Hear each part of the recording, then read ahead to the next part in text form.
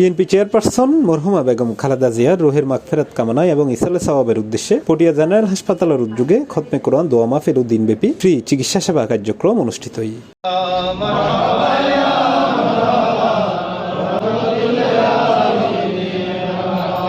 রবিবার জানুয়ারি 7 তারিখ এই দোয়া মাহফিল ও চিকিৎসা সেবার পাশাপাশি হসপিটালের চেয়ারম্যান ডাক্তার A.K.M মহিউদ্দিন মানিকুর সভাপতিত্বে আলোচনা সভা অনুষ্ঠিত হয়। হসপিটালের ব্যবস্থাপনা পরিচালক বাহাদুর খাদেমের পরিচালনায় এর প্রধান অতিথি হিসেবে উপস্থিত ছিলেন চট্টগ্রাম 12 পটিয়া আসনের বিএনপি প্রার্থী এনামুল হক এনাম।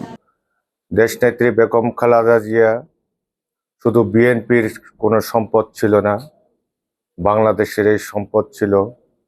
আজকে আমাদের নেত্রীকে হারিয়ে আমরা একটা অভিভাবকহীন হিসেবে আছি। আল্লাহ আমাদেরকে, আমাদের প্রিয় নেতা জনাব তারেক রহমান দেশে এসেছেন, আমরা সকলেই জনাব তারেক রহমানের জন্য আমরা দোয়া করব।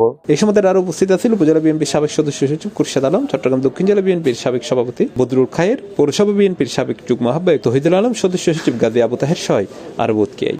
আমাদের এই স্বাধীনতার পতাকাকে আঁকড়ে ধরে আমরা যাতে জাতীয়তাবাদী শক্তিকে আগামী নির্বাচনে সর্বাত্মকভাবে জয়যুক্ত করে ধানের শীষের ভোট বিপ্লব ঘটিয়ে আগামী দিনে আমরা একটা সুন্দর বাংলাদেশ, আগামী বাংলাদেশ গড়ে তুলতে পারি। ঐতিহ্যবাহী আল্লাহ হসপিটাল, জেনারেল হসপিটালের আল্লাহ ব্যবস্থাপনায় বাংলাদেশের আল্লাহ তিনবারের আল্লাহ সাবেক সফল প্রধানমন্ত্রী মরহুমা মাগফুরা বেগম খালেদা জিয়ার মাগফিরাত কামনায় আল্লাহ বাংলাদেশ জাতীয়তাবাদী দল বিএনপির পটিয়া 12 আসনের দানের শীষের মনোনীত প্রার্থী জনাব বিশিষ্ট জননেতা জনাব আলহাজ এনামুল হক সাহেবের আল্লাহ পক্ষ থেকে আল্লাহ ওনার ব্যবস্থাপনায় আল্লাহ আজকের এই পবিত্র হকমে কুরআনুল কারীম আল্লাহ মিলাদ মাহফিল আমরা আদায় করেছি।